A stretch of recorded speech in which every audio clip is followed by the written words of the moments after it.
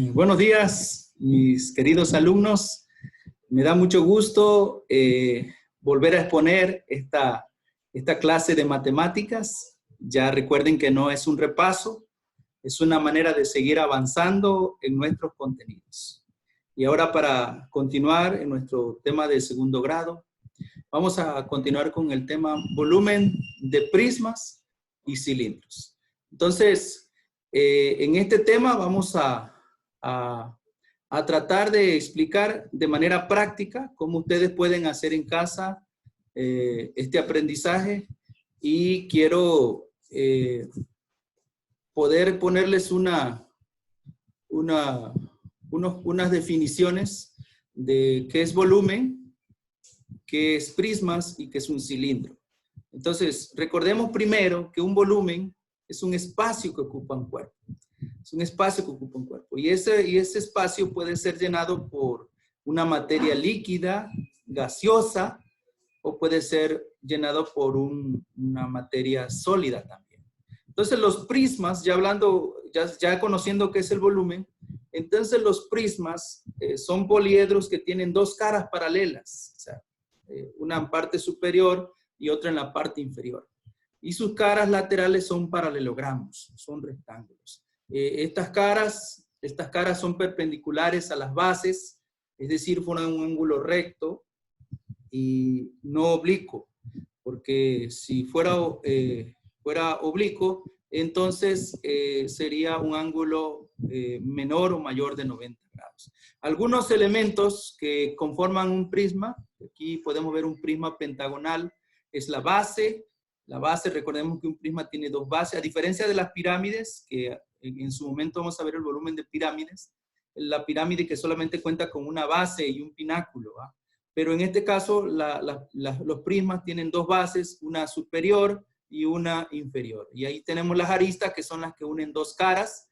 Tenemos sus caras laterales, que decimos que son paralelogramos, son rectángulos, y tenemos los vértices, que son donde se unen las aristas. Con estos elementos podemos ir identificando el cilindro. Pues el cilindro consta de dos bases circulares también, en lugar de ser polígonos regulares, son bases circulares. Y la distancia entre las bases, pues, es la altura del cilindro. Si nosotros abriéramos el cilindro, nos daría un rectángulo. Y para eso necesitaríamos encontrar la generatriz. Y la generatriz, pues, es la altura del rectángulo, la altura del rectángulo. Las rectas contenidas en la superficie lateral perpendiculares a la base se llaman generatrices, que ese tema lo vamos a ver más adelante para calcular algunas cosas. Quiero poner algunos ejemplos yendo ya a lo práctico.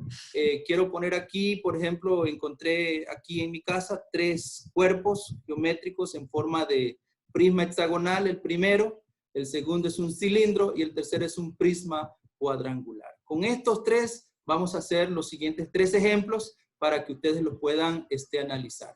Primero vamos a empezar con el volumen del prisma hexagonal. Aquí ustedes pueden ver de que el área de la base, por la altura, nos da el volumen del prisma. El área de la base va a ser perímetro por apotema entre 2. Esta fórmula de la base va a servir para el pentágono, el hexágono, para todos los polígonos regulares que vimos en la clase anterior. Y cuando lo multipliquemos por la altura, nos va a dar el volumen. Así que procedimos a medir, a tomar las medidas. Lo principal es tomar las diagonales para encontrar el centro. Y recordemos que la altura del triángulo, o la línea que va del centro a la mitad de cada lado, entonces forma el apotema. Y la que va al vértice, la línea que va del centro al vértice, forma el radio. Así que nos va a servir la medida del apotema, que son 6 centímetros, y la longitud de cada lado, que son 7 centímetros. Ya con esas medidas podemos calcular primeramente el perímetro, que es la longitud por el número de sus lados, que nos da 42, lo multiplicamos por el apotema, que vale 6, y lo dividimos entre 2 y nos da 126 centímetros cuadrados.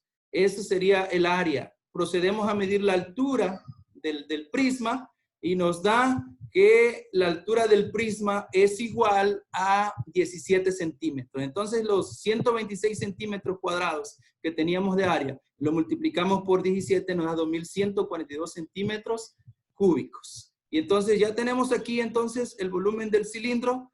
Tenemos aquí la fórmula que es la misma del prisma hexagonal, área de la base por la altura, pero ahora cambia, aquí ustedes pueden ver que cambia la fórmula del área, que es pi por radio al cuadrado, porque es la fórmula del área del círculo. Y entonces procedemos a tomar los datos. Aquí tomé el diámetro, que era más fácil, lo divido entre 2 y me da el radio, que es 5.25. Tomo la altura, que también son 18 centímetros, y ya con esas medidas procedo a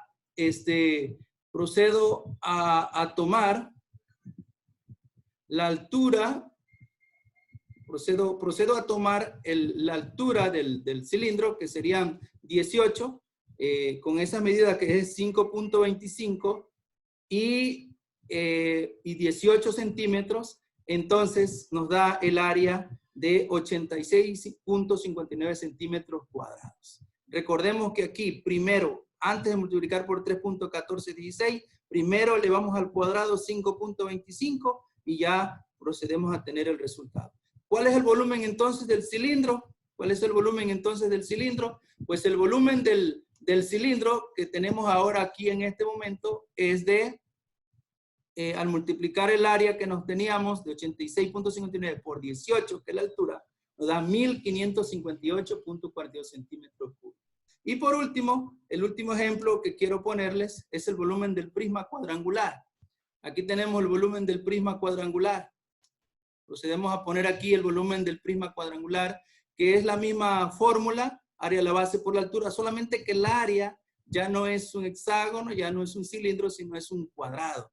Y entonces multiplicamos lado por lado, medimos la longitud de cada lado, que es 5 centímetros, medimos la altura, que son 17.5, y con esos datos procedemos a encontrar el área, que sería lado por lado, nos da 25 centímetros cuadrados.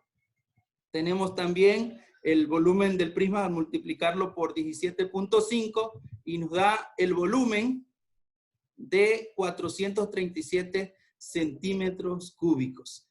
Esto es bien importante ver que el volumen de este cuerpo, del prisma cuadrangular, podríamos mencionar que es unas 4 o 5 veces más pequeño en espacio que el primero que teníamos del prisma hexagonal. O sea, eso es bien importante recalcarlo y eso nos da una idea de cuánto vamos a necesitar para ocupar ese espacio. Bueno, queridos alumnos, no me queda más que agradecerles, no me queda más que despedirme de ustedes y desearles éxito en cada una de sus cosas. Cuídense y recuerden que la salud primero, hay que cuidarse muy bien, que Dios les bendiga mucho. ¿De acuerdo?